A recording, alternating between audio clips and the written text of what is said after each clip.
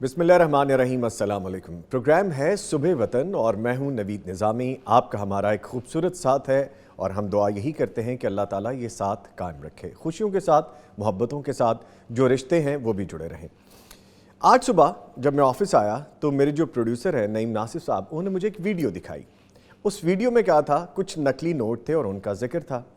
जब गौर से हमने वो वीडियो देखी तो हमें देख के समझ लगा कि कोई साहब सोशल मीडिया की साइट पे उसको डील करने का कह रहे हैं। बात यहाँ से शुरू हुई कि नकली नोट अगर मार्केट में हों, आपके इर्द गिर्द हों, तो तकलीफ़ का बायस बन सकते हैं।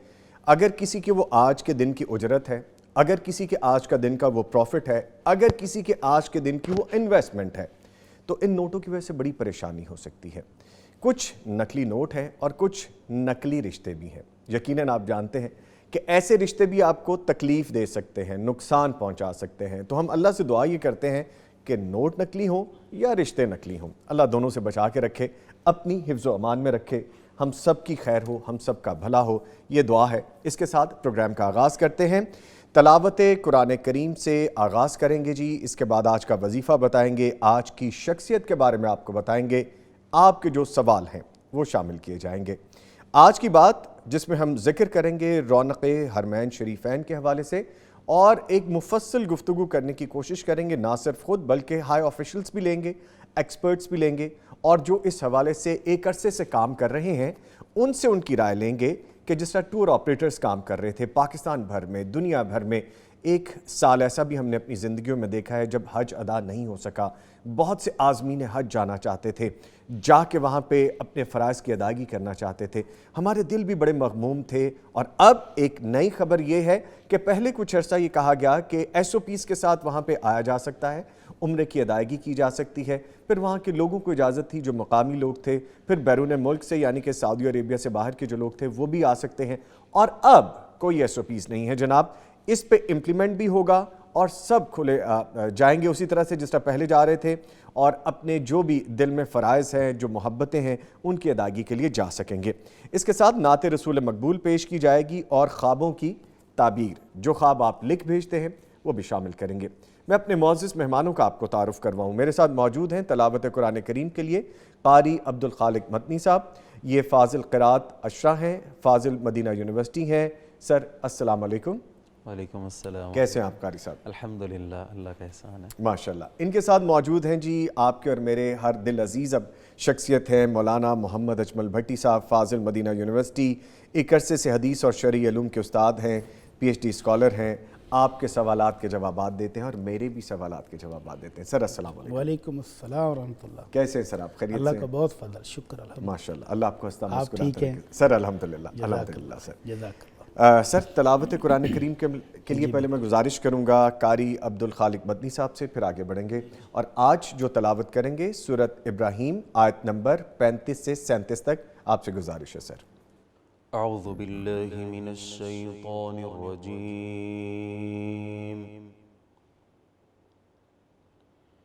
बिस्मिल्लाहिर रहमानिर रहीम। वइज़ क़ाल इब्राहीमु रब्बि इजअल हाज़ल बलद आमिना वज्नुबनी वबनिय अन नअबुदल अस्नाम।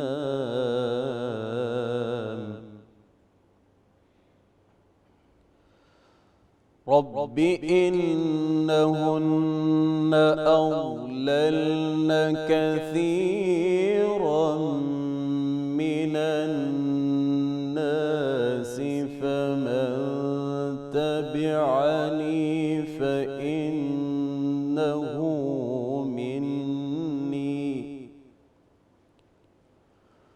ومن عصاني فإنك غفور رحيم.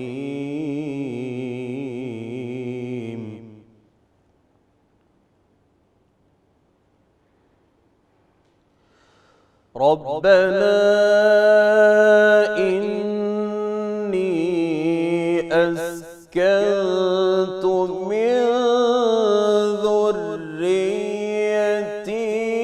بواد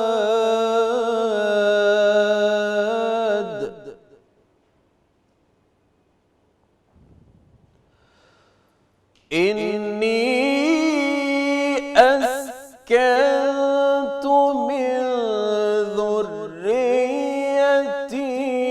بواد غير ذي زرع عند بيتك المحرم ربنا ليقيموا الصلاة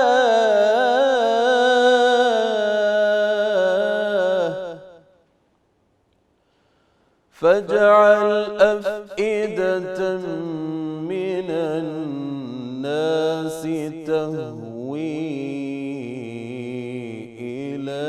إليهم وارزقهم من الثمرات لعلهم يشكرون.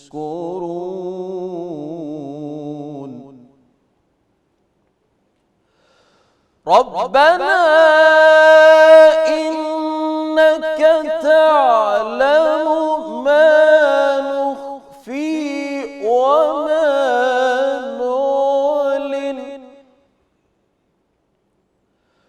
وما يخفى على الله من شيء في الأرض ولا في السماء.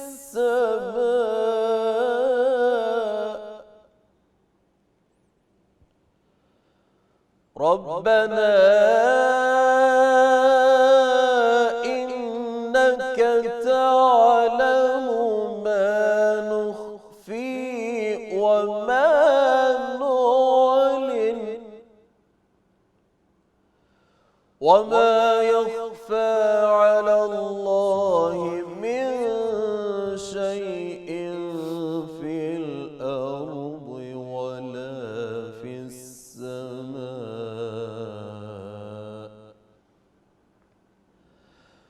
الحمد لله الذي وهب لي على الكبر إسماعيل وإسحاق إن ربي لسميع الدعاء.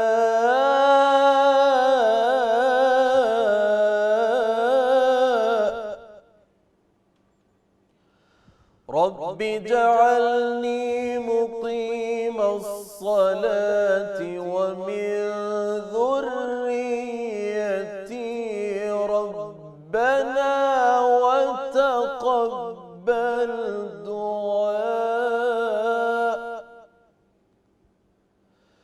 رب اجعلني مقيم الصلاة ومن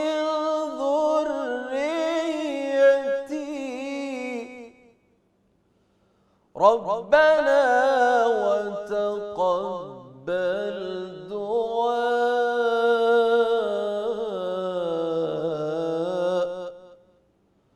ربنا اغفر لي ولوالدي وللمؤمنين.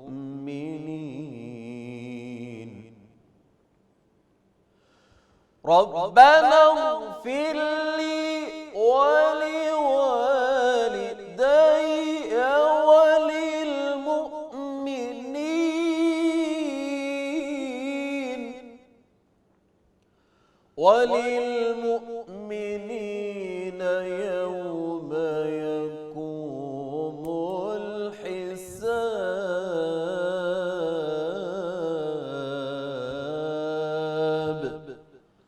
صدق اللہ العظیم۔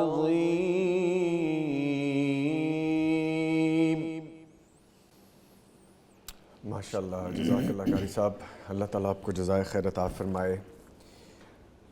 یہاں پہ کیفیت کچھ ایسی ہے کہ دل کر رہا تھا کہ قاری صاحب پڑھتے جائیں اور ہم سنتے جائیں۔ میرا سر اٹھانے کو دل نہیں کر رہا تھا، اور یہ دل نہیں کر رہا تھا کہ میں قاری صاحب کو کہوں کہ بس آپ اگلی آیت تک چلے گئے۔ ہم نے 35 سے 37 تک جانا تھا، ہم 35 سے 41 تک گئے، اور آپ یقین کیجئے ایسا ایک سرور ہے، ایسا ایک اطمینان ہے، یہ اللہ کی رحمت نہیں تو اور کیا ہے۔ بٹی صاحب، یہ اللہ کی رحمت نہیں تو اور جب کیا ہے؟ قرآن سنا جاتا ہے، سنایا جاتا ہے تو اللہ کی رحمتیں نازل ہوتی ہیں۔ بے شک اسی لیے جب سکون ملتا ہے تو ہم اونگنے لگ جاتے ہیں۔ کبھی میچ دیکھتے ہوئے کیوں نہیں اونگ آتی؟ ڈرامہ کا دیکھنے والوں کو کبھی نیند نہیں آتی۔ تو یہاں جب رحمتیں نازل ہوتی ہیں تب دل کو راحت اور سکون ملتا ہے، تو پورا جسم ریلیکس ہو جاتا بے ہے۔ شک سر، وہ جو پروٹوکول ہے قرآن کریم کو سننے کا، خاموشی اور پوری کنسنٹریشن، پورا رجوع کرنا ان لفظوں کے ساتھ، کبھی کبھی جب وہ ساتھ ملتی ہیں تو لگتا ہے کہ زندگی کو پا لیا سر۔ الحمدللہ۔ تو اللہ تعالیٰ آپ کو جزائے خیر عطا فرمائے۔ قاری صاحب، بہت مزہ آیا، بہت اللہ تعالیٰ نے آپ کو نوازا ہے، بہت خوبصورت آواز اور لہجہ ماشاءاللہ۔ اللہ قبول فرمائے۔ آمین آمین۔ سر، گزارش یہ ہے کہ آج کا وظیفہ بیان کیجئے، پھر آگے بڑھتے ہیں۔ بسم اللہ الرحمن الرحیم، الحمدللہ رب العالمین، والصلاة والسلام علی اشرف الانبیاء والمرسلین، اما بعد۔ نظامی صاحب، ہمارے خوبصورت معاشرے میں ایک خوبصورت سا جملہ بولا جاتا ہے، جی، رب راضی تے جگ راضی۔ اس کا کیا مطلب ہے؟ رب راضی تے سب راضی۔ سب راضی، سب راضی سر۔ کیا مطلب ہے؟ نبی رحمت صلی اللہ علیہ وسلم فرماتے ہیں، جب اللہ عرش والے کو اپنے کسی بندے سے پیار ہو جاتا ہے، اس کو وہ اپنا محبوب بنا لیتا ہے، تو وہ فرشتوں کے سردار جبرائیل کو بلا کے کہتا ہے کہ یہ بندہ میرا محبوب ہے، آج کے بعد تم بھی اس سے محبت کرو۔ تو وہ اللہ عرش والا ارحم الراحمین جب کسی بندے کو اپنا محبوب بنا لیتا ہے تو پھر جبرائیل کو آرڈر ہوتا ہے کہ تو بھی اس کو محبوب بنا لے، اور پھر جبرائیل سارے فرشتوں کے سردار ہیں۔ بے شک بے شک۔ پھر جبرائیل بھی اس کو اپنا محبوب بنانے کے بعد فرشتوں میں اعلان کرتے ہیں کہ دیکھو یہ اللہ ارحم الراحمین کا بھی محبوب ہے، میرا بھی محبوب ہے، تم سب بھی اس کو محبوب بنا لو۔ آمین۔ جب فرشتے بھی اس سے محبت کرنے لگ جاتے ہیں، ثم یوضع لہ القبول فی الارض، پھر وہ اہل زمین کا بھی محبوب بن جاتا ہے۔ تو یہ ہے راز ماشاءاللہ کہ جب رب راضی تو سب راضی۔ سب راضی۔ جب عرش والا راضی ہو جائے تو آسمان والے فرشتے بھی راضی ہو جاتے ہیں، زمین والے بھی راضی ہو جاتے ہیں۔ لیکن یہ درجہ ملتا کب ہے؟ یہ کوئی یک طرفہ محبت تو نہیں ہے نا۔ اور یہی آج کا وظیفہ بھی ہے۔ نبی رحمت صلی اللہ علیہ وسلم فرماتے ہیں جب کوئی بندہ صبح کرے اور یہ الفاظ اپنی زبان سے ادا کرے، صرف زبان سے ادا ہی نہیں کرنے، دل میں اس کا یقین اور ایمان بھی ہونا ضروری ہے۔ اور وہ کیا ہے؟ رضیت باللہ ربن، عرش والا مجھ سے راضی ہے تو میں بھی اس پر راضی ہوں، سبحان اللہ۔ میں اس کو اپنا پروردگار، خالق، مالک، رازق مان کے میں بھی خوش ہوں۔ وبالاسلام دینا، اور اسلام کو اپنا دین، اپنا مذہب میں مان کے خوش ہوں۔ وبمحمد نبی صلی اللہ علیہ وسلم، اور نبی رحمت صلی اللہ علیہ وسلم محمد کو میں اپنا رہنما، اپنا راہبر، اپنا مربی، اپنا معلم اور اپنا نبی اور رسول مان کے راضی ہوں۔ یہ تین کلمات بندہ زبان سے نکالے تو اللہ کے نبی صلی اللہ علیہ وسلم فرماتے ہیں وجبت لہ الجنہ، اس بندے کے لیے جنت واجب ہو جاتی ہے۔ سبحان اللہ۔ تو یہ تین کلمے ذرا ان پر غور کریں نا، ہیں کیا؟ جی، اگر بندہ اپنے رب پر راضی ہو جائے کہ میرا نفع، میرا نقصان، میری دکھ، میری تکلیف، میری خوشی، میری خوشحالی سب میرے مالک کے پاس ہے، جیسے وہ خوش میں بھی خوش، میں خوش، تو پھر ہوتا ہے آسمانوں میں اعلان۔ جب بندہ کہتا ہے کہ مجھے اسلام کے علاوہ اب کسی اور چیز کی ضرورت نہیں ہے، شادی ہو، غمی ہو، دکھ ہو، سکھ ہو، ہر حالت میں اسلام کو دیکھتا ہے، اور جب وہ ایک ہی پیر اور مرشد پر راضی ہو جاتا ہے، کسی اور کی اس کو ضرورت ہی نہیں محسوس ہوتی، تب وہ بنتا ہے آسمانوں والوں کا محبوب، اور پھر اللہ کہتا ہے کہ زمین والوں کا بھی اس کو محبوب بنا دیا جائے۔ سبحان اللہ۔ پھر وہ بندہ چاروں طرف لوگ کہتے ہیں کیا بات ہے، کیا ہستی ہے، کیا شخص ہے یہ، سبحان اللہ۔ وہ بات کرتا ہے تو لوگ سننا چاہتے ہیں، وہ نظر آئے تو لوگ ملنا چاہتے ہیں، پھر وہ ایسا محبوب بنتا ہے۔ تو یہ کلمات تین، رضیت باللہ ربًا وبالاسلام دینا وبمحمد نبیًا، اور ایک حدیث میں ہے کہ اس کو ایمان کی لذت اور مزہ اس بندے کو آتا ہے۔ بیوٹیفل سر، ایمان کی لذت لذت اور مزہ، ایمان ہے کیا؟ سبحان اللہ۔ ایمان کا ذائقہ اس کی روح میں، اس کے دل میں محسوس ہوتا ہے۔ کب محسوس ہوتا ہے؟ جب وہ اپنے رب کو رب مان کے خوش ہو، کسی اور کی طرف نہیں جھانکتا، اور جب وہ اسلام اس کی تعلیمات پر راضی ہے، کسی اور تعلیم کی ضرورت نہیں اس کو محسوس ہوتی۔ ہم دیکھتے ہیں نا خوشی کے موقع پر ہمارے معاشرے میں کیا ہو رہا ہے، جی، غم کے موقع پر کیا ہو رہا ہے، کچھ یہودیوں سے، کچھ ہندوؤں سے، کچھ عیسائیوں سے رسومات لے کے تو مسلمان بھی کر رہے ہیں، لیکن یہ مسلمان جو اللہ کا محبوب ہے وہ ایسا نہیں کرتا ہے۔ اور جس کو ایک لاسانی پیر ملا ہو، محمد الرسول اللہ صلی اللہ علیہ وسلم، اور اس کو دل سے خوش ہو، کسی اور مرشد کی طرف وہ دیکھتا بھی نہیں، کہتا ہے میرے پاس تو ساری کائنات کا سردار ہے، جی، تو پھر وہ بنتا ہے آسمان والوں کا بھی محبوب اور زمین والوں کا بھی محبوب۔ سبحان اللہ سے دعا ہے کہ اللہ ہمیں بھی ایسے خوش نصیبوں میں شامل فرما لے۔ آمین آمین، اللہ آپ کی زبان مبارک کرے سر۔ اللہ ایسے خوش نصیبوں میں شامل فرما۔ آمین آمین۔ سر ایک دفعہ دوبارہ ریپیٹ کر دیجئے پھر آگے۔ رضیت باللہ ربًا وبالاسلام دینا وبمحمد نبیًا صلی اللہ علیہ وسلم۔ ٹھیک ہے جی، یہ تھا آج کا وظیفہ، اور آج کی جو شخصیت ہے ان کا پیکج آپ کو شامل کرتے ہیں۔ یہاں پہ بتاتے ہیں کہ حضرت ابو سعید خدری رضی اللہ تعالیٰ عنہ، ان کے بارے میں یہ جانتے ہیں اس پیکج میں، پھر واپس آتے ہیں۔ سیدنا ابو سعید خدری رضی اللہ تعالی عنہ۔ سیدنا ابو سعید سعد بن مالک بن سنان خدری رضی اللہ عنہ کا شمار ان اہل علم صحابہ کرام میں ہوتا ہے جو اپنے زمانے میں علم کے پہاڑ سمجھے جاتے تھے۔ سیدنا ابو سعید خدری رضی اللہ عنہ آغاز میں مالی اعتبار سے کمزور تھے۔ آپ کے والد مالک بن سنان رضی اللہ عنہ جنگ احد میں شہید ہو گئے تھے۔ ان کی جائیداد نہ تھی، فاقہ کشی اور پیٹ پر پتھر باندھنے کی نوبت آ پڑی، لیکن ان کے صبر اور ہمت کی بدولت تھوڑی ہی دنوں میں اللہ تعالیٰ نے علوم دین کے ساتھ ساتھ مال و دولت سے بھی نواز دیا۔ سیدنا ابو سعید خدری رضی اللہ عنہ اپنے زمانہ طالب علمی کی حالت بیان کرتے ہیں کہ قرآن مجید کی کلاس کے دوران قاری صاحب قرات کر رہے تھے۔ اسی دوران نبی کریم صلی اللہ علیہ وسلم تشریف لائے۔ کپڑے کم ہونے کی وجہ سے ہم ایک دوسرے کی آڑ میں چھپ چھپ کر بیٹھتے تھے۔ آپ صلی اللہ علیہ وسلم نے اشارہ کیا کہ لوگ حلقے کی شکل میں بیٹھیں، چنانچہ سب حلقہ باندھ کر بیٹھ گئے۔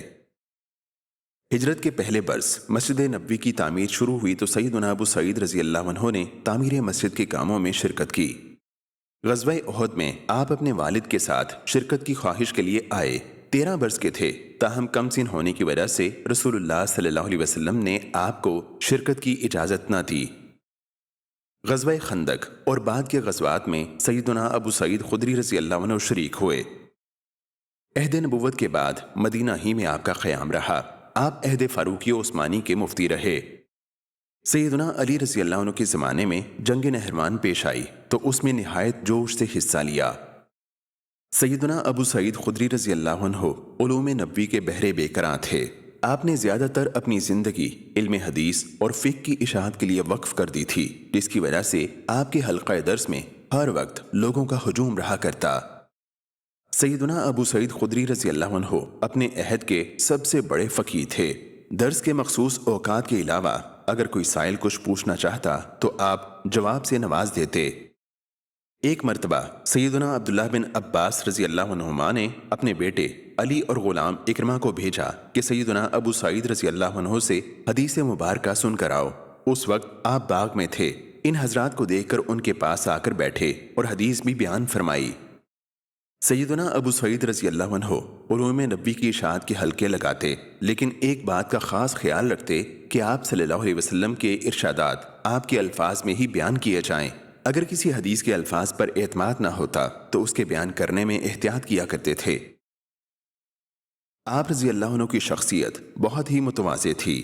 سیدنا ابو سلمہ رحمہ اللہ جو آپ کے شاگرد رشید اور تابعی تھے، ان سے آپ کا دوستانہ تعلق تھا۔ ایک مرتبہ انہوں نے آواز دی تو آپ چادر اوڑے نکل آئے۔ ابو سلمہ نے کہا ذرا باغ تک چلیے، آپ سے کچھ باتیں کرنی ہے، چنانچہ آپ ان کے ساتھ چلے گئے۔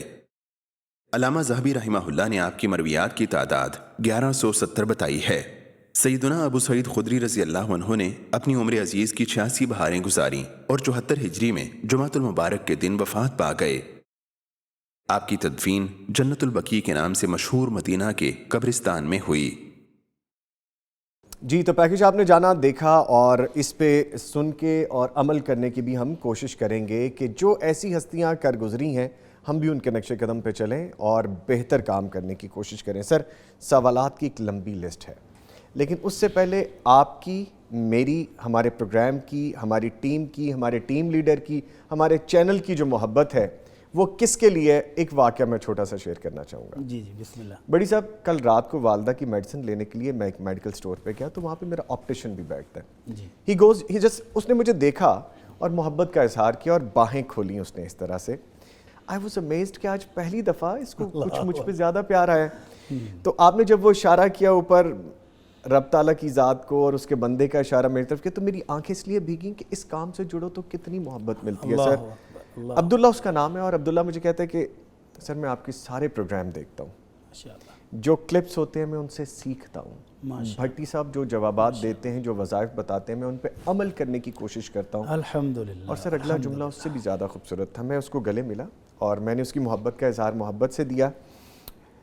کہتے کہ میری والدہ آپ کے سارے پروگرام دیکھتی ہیں اور وہ کہتی ہے دیکھ کڈے پیارے طریقے نال سوال پوچھدا ہے تے کڈے نرم طریقے نال اگوں جواب آندے۔ سر میں ایک لمحے کے لیے نا وہاں پہ بالکل ساکت سا ہو گیا کہ اٹس بین اراؤنڈ 18 ایئرز، 18 سال سر میں اس شعبے سے وابستہ تھا، لیکن جب میں اللہ نے مجھے اس کام کے لیے چنا، الحمدللہ الحمدللہ، سر میرے پاس لفظ نہیں ہے۔ الحمدللہ، اللہ قبول فرما لے۔ آمین۔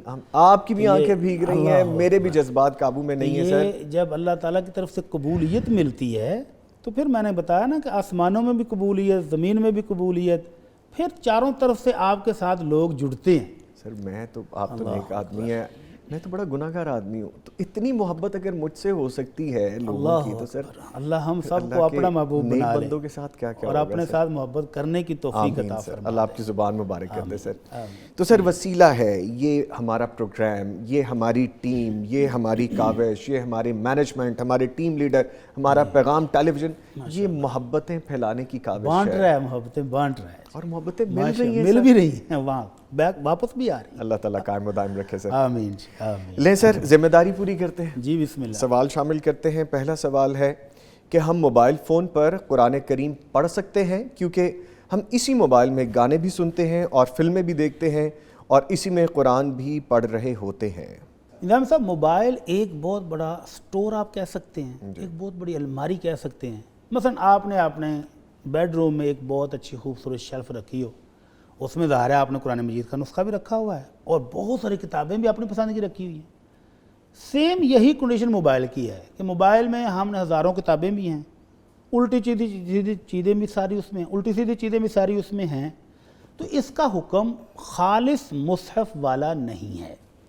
قرآن مجید آپ کے ہاتھ میں ہو، آپ واش روم میں اس کو ساتھ لے کر نہیں جا سکتے ہیں۔ اس کو پکڑنے کے لیے بھی بہترین طریقہ کہ وضو کر کے پکڑیں۔ موبائل کا حکم وہ نہیں ہے، موبائل کے اندر ڈیجیٹل الیکٹرانک چیزیں ہیں اور یہ مصحف نہیں ہے۔ یہ آپ کے سامنے وہ پکچر شو ہوتی ہے، آپ پڑھ لیتے ہیں، ثواب آپ کو ملے گا، پڑھیں۔ لیکن اس کو اندر کوئی دوسری چیزیں رکھنے سے، اگر وہ غلط چیزیں تو وہ تو ویسے بھی نہیں رکھنی چاہیے، لیکن یہ کہنا کہ چونکہ میں اس سے قرآن پڑھتا ہوں تو ساتھ وہ بھی ہے وہ بھی ہے، تو اس میں کوئی حرج نہیں ہے۔ البتہ جو غلط چیزیں ہیں وہ نہیں رکھنی چاہیے، نہیں دیکھنی چاہیے، وہ ڈیلیٹ کریں۔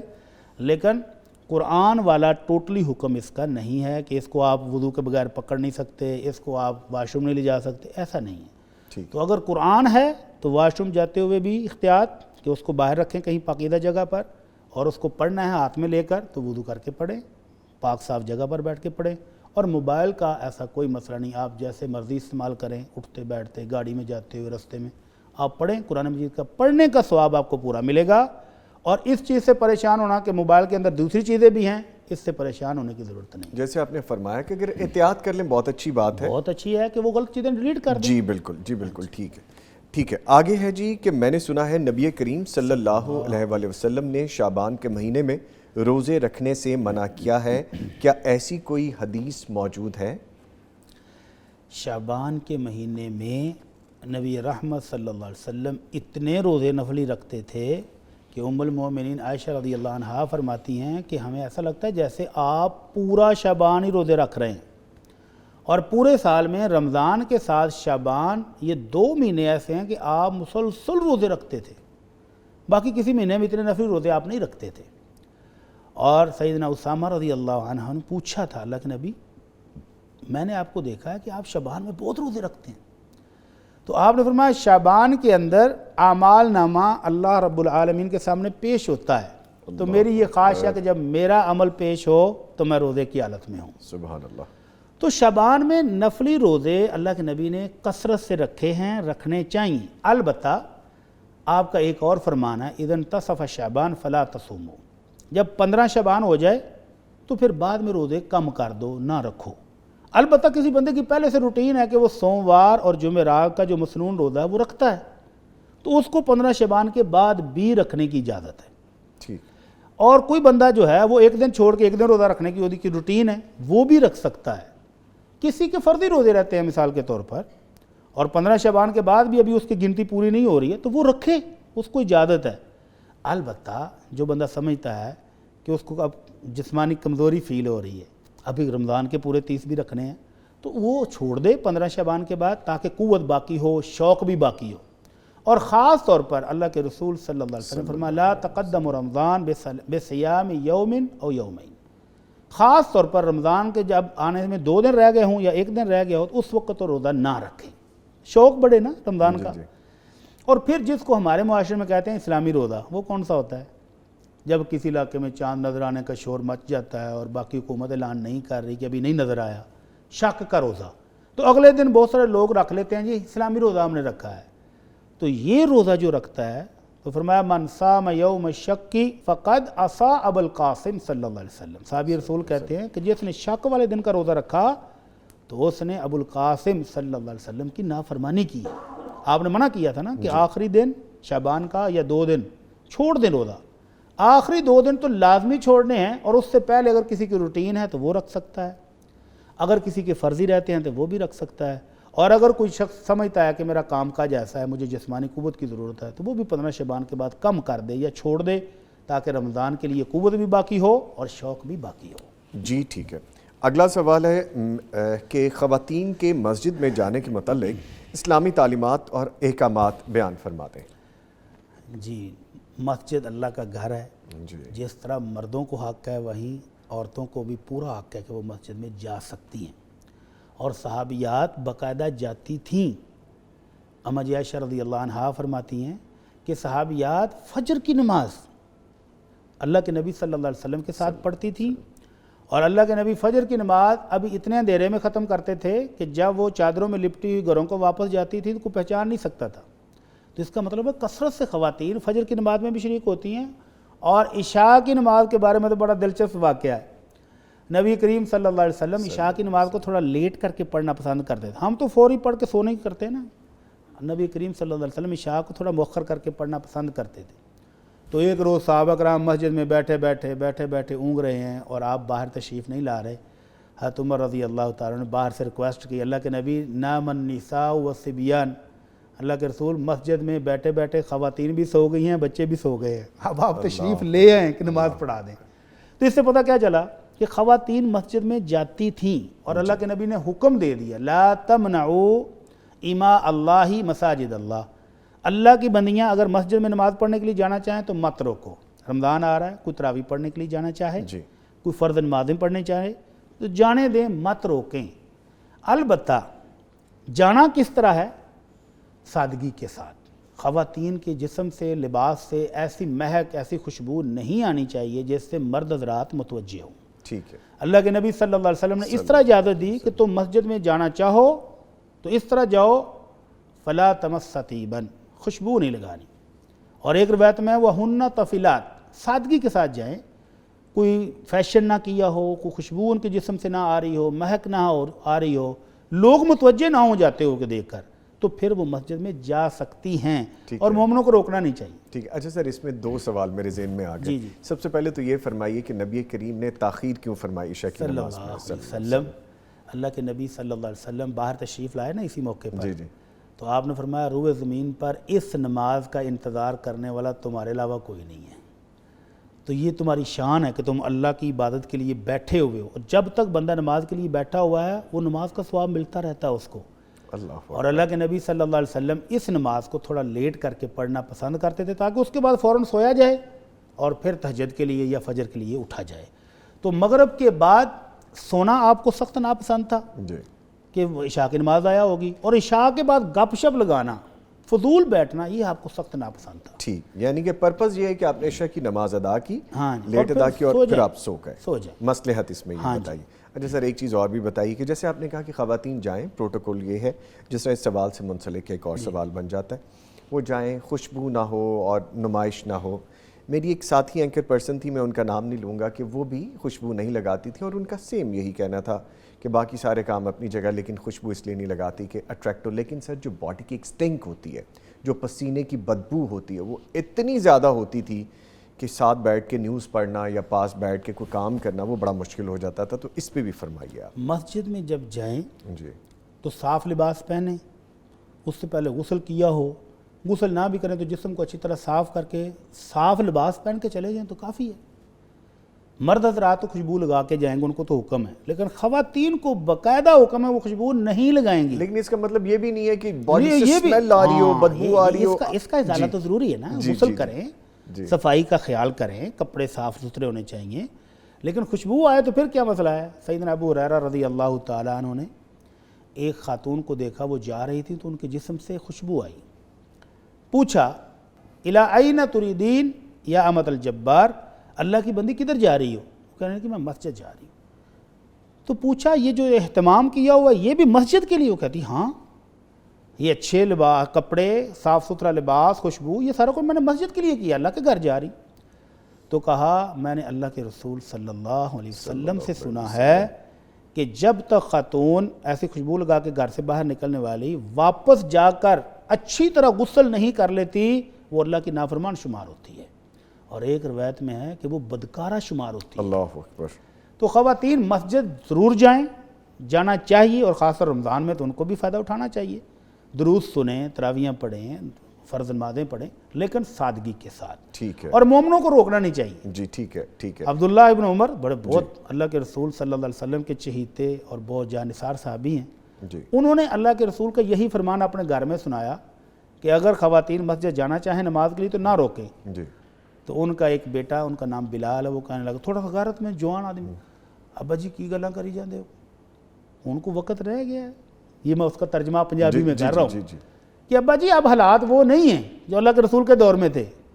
ابا جی اتنے شدید ناراض ہوئے، اتنے شدید ناراض کہ روایت بیان کرنے والے راوی کہتے ہیں میں نے پہلے کبھی بزرگوں کو اتنے غصے میں نہیں دیکھا. بہت برا بلا کہا بیٹے کو. کس بات پر؟ کہ میں تمہیں نبی رحمت صلی اللہ علیہ وسلم کا حکم سنا رہا ہوں اور تو آگے سے حجتیں مجھے بیان کر رہا ہے. جی بالکل. تو خواتین کو روکنا نہیں چاہیے. لیکن ایک سوال جو آپ کے ذہن میں آنا چاہیے تھا وہ یہ جی جی پلیز کہ خواتین تراویح کی اجازت لے کر اگر شاپنگ کے لیے بازار چلی جائیں اللہ تو اکبر. سر میں یہ سوال نہیں کر سکتا سر.